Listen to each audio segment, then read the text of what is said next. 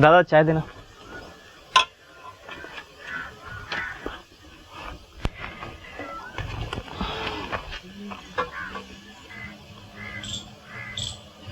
अरे महेश, आजकल बाबाओं की असलियत के बारे में मीडिया वालों ने पूरी पोल खोल दी। बिल्कुल सही कहा रमेश तूने। इन बाबाओं ने तो अच्छा धंधा खोल के रखा है। अरे श्रद्धा के नाम पर देशवासियों को गुमराह कर रहे, गुमराह अपनी ही दुकानदारी चला रहे। छी, ये बाबा लोग भी कैसे कैसे काम करते हैं, फिर भी उनको अंध श्रद्धालु लोग आज भी मान रहे हैं। क्या होगा इस देश का? क्या हो गया, देख ही रहे। बिल्कुल सही कहा भाई आपने। ऐसा कौन सा अच्छा काम किया साराम बापू ने? और वैसे भी हमारे संतों को काम ही क्या है? जंगलों में जाकर तपस्या करना, मौन होकर बैठे रहना और ज्यादा से ज्यादा लोगों को उपदेश देना।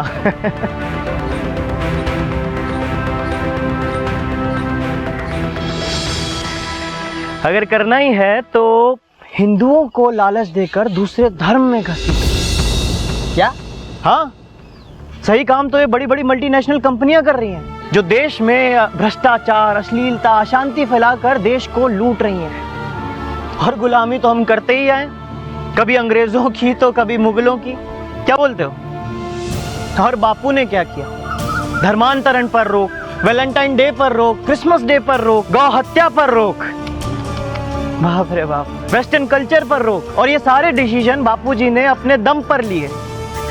पता है कि अगर सिस्टम साथ नहीं देगा ना तो क्या होगा? ये विधर्मी लोग बापू की संस्था को जीरो मिशन तक ले जा सकते हैं। लेकिन नहीं, बापू तो बापू हैं। मतलब भारतीय संस्कृति और हिंदू धर्म के लिए बेशक मिट जाएंगे, लेकिन पीछे नहीं हटेंगे। अरे बापू जी, कम से कम अपनी सेहत का तो ख्याल किया होगा। आप ही लोग बताइए, क्या जरूरत थी एक दिन में 2-2, 3-3 जगहों पर सत्संग कराने की, वो भी बिना किसी फीस या डोनेशन के? क्या जरूरत थी गुरुकुल खोलने की, जहाँ पे बच्चों को आधुनिक शिक्षा के साथ साथ अच्छे संस्कार भी दिए जाते हैं? हमारे देश ने टेक्नोलॉजी के क्षेत्र में बहुत विकास किया, बहुत तरक्की की, लेकिन कोई ये नहीं सोचता कि हमारे देश का बच्चा चरित्रवान कैसे बने, संयमी, सदाचारी और बलवान कैसे बने। कोई नहीं सोचता। और आप लोगों को पता है दिवाली में बापूजी कहाँ जाते थे? उन गरीब आदिवासियों के बीच जिनके पास ना तो 2 वक्त की रोटी होती थी, ना कपड़ा, ना मकान। लेकिन फिर उनको जेल में क्यों डाला? क्योंकि जरूरी है। ऐसे संतों पर गंदा आरोप लगाकर उन्हें जेल में डालना जरूरी है, क्योंकि ऐसे संतों की वजह से विधर्मियों के मंसूबे नाकाम हो रहे थे।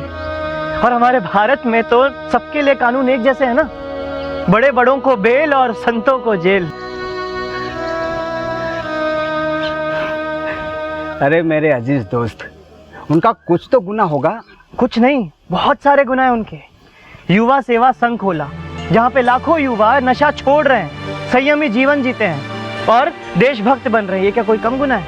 ऋषि प्रसाद पत्रिका चलाई, जहाँ पे लोगों को सुखी, स्वस्थ और सम्मानित जीवन जीने की कला सीखने को मिलती है। बाल संस्कार केंद्र, जहाँ पे बच्चों को अच्छे संस्कार मिल रहे हैं। महिलाओं को आत्मनिर्भर और सम्मानित बनाने के लिए महिला उत्थान मंडल चलाए।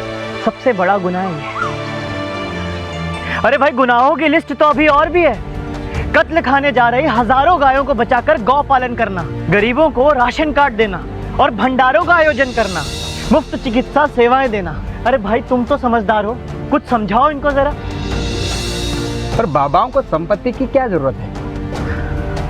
हाँ, ये बात तुमने एकदम ठीक कही। संपत्ति की जरूरत तो धर्मांतरण, नशाखोरी, भ्रष्टाचार, अश्लीलता फैलाने वाले लोगों को है ना?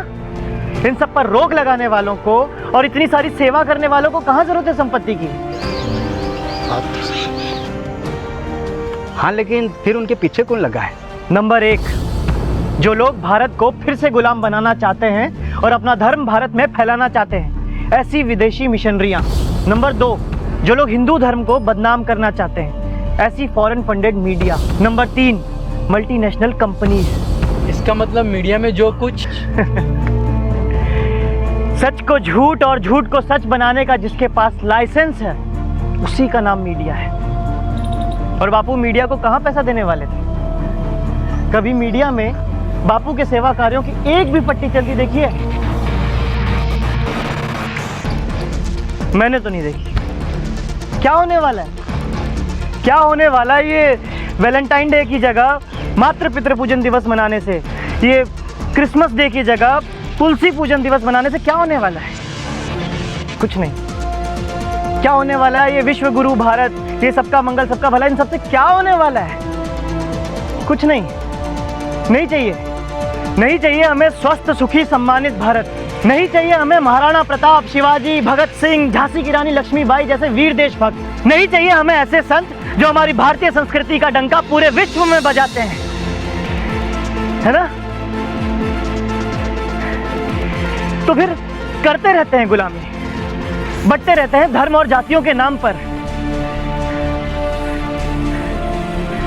भाइयों, मैं एक बार नहीं 100 बार कहता हूं, आज हिंदू धर्म को अगर बचाने वाले कोई हैं तो बापूजी जैसे संत हैं।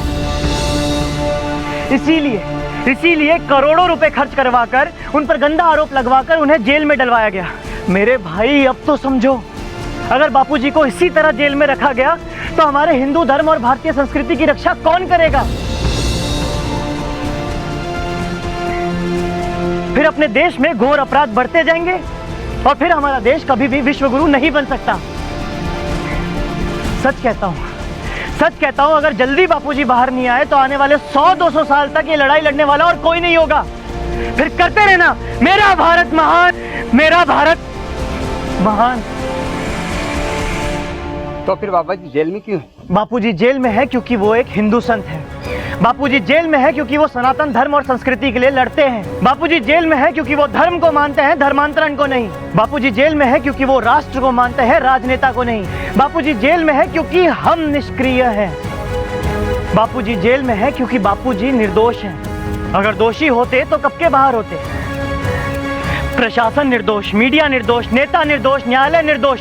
अपने आप को निर्दोष कहने वाले लोग निर्दोष हैं कि नहीं मैं नहीं जानता, लेकिन बापूजी निर्दोष थे, हैं और रहेंगे।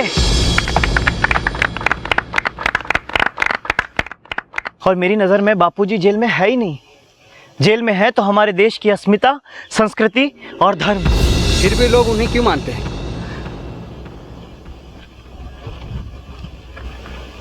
किसी की श्रद्धा का प्रमाण न्यायालय या मीडिया नहीं हो सकती, उनका खुद का अनुभव होता है। जरा सोचो, इतना सब कुछ हो जाने के बाद भी करोड़ों लोगों का विश्वास अभी भी बापूजी पर कायम है। अरे कुछ तो होगा उनके पास। अगर आपके बापूजी में इतना ही सामर्थ्य है तो बाहर क्यों नहीं आ जाते? सामर्थ्य का उपयोग संत कभी भी अपने लिए नहीं करते।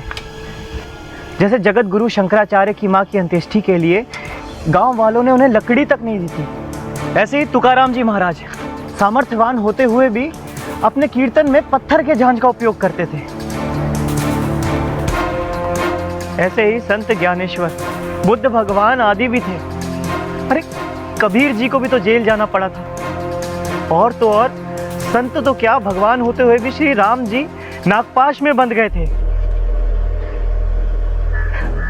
वारी दुनिया के लोगों, संतों ने तुम्हें क्या क्या दिया और तुम संतों को क्या दे रहे हो? सही बात। शंकराचार्य जी को भी झूठे आरोप में फंसाया गया था, फिर वो निर्दोष बरी हुए।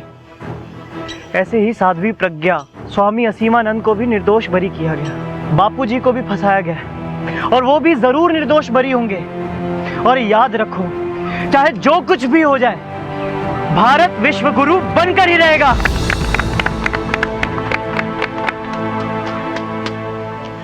धन्यवाद दोस्त, आज तुमने हमें सच्चे से रूबरू कराया। थैंक्स। और आपका नाम, आपकी पहचान? मेरी पहचान है मेरी संस्कृति, मेरा सनातन धर्म, and I support Asaram ji Bapu.